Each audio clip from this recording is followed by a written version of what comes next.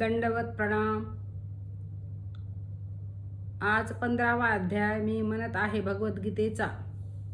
श्री परमात्मने नमः. अथ पंचदशोऽध्यायः. श्री भगवानुवाच. ऊर्ध्वमूलमदशाखमश्वत्थं प्राहुरव्ययम् छन्दांसि यस्य पर्णानि यस्तं वेद स वेदवित्. आधोश्चोर्ध्वं प्रसृता तस्य शाखा गुणप्रवृद्धा विषयप्रवाला. अधश्च मूला निनसन्ततानि कर्मानुबन्धीनि मनुष्यलोके. न रूपमस्येह ततोपलभ्यते नान्तो न चादिर्न च सम्प्रतिष्ठा. अश्वत्थमेनं सुविरूढमूल मत्सङ्गशस्त्रेण दृढेन चित्वा.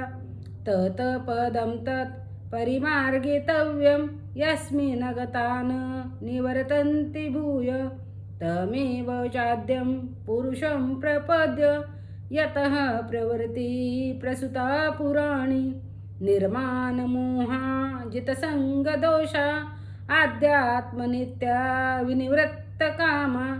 द्वन्द्वैर्विमुक्ता सुखदुःखसंज्ञैर्गच्छन्त्यमूढा पदमव्ययं तत्. न तद्भासयते सूर्यो न शशाङ्को न पावक. यद्गत्वा न निवर्तन्ते तद्धाम परमं मम. ममेवांसो जीवलोके जीवभूत सनातनः. मनषष्ठानीन्द्रियाणि प्रकृतिस्थानि कर्षति.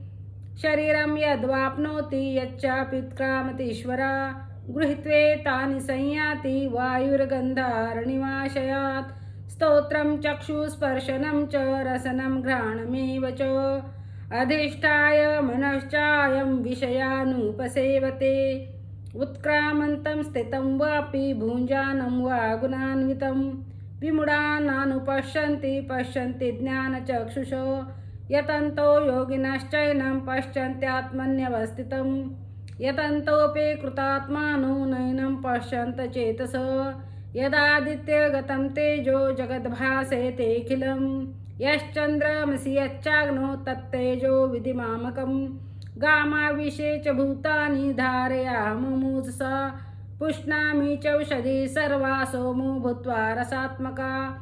अहं वैश्वानरो भूत्वा प्राणिनां देहमाश्रितो. प्राणापानसमायुक्त पच्चामेनं चतुर्विधं.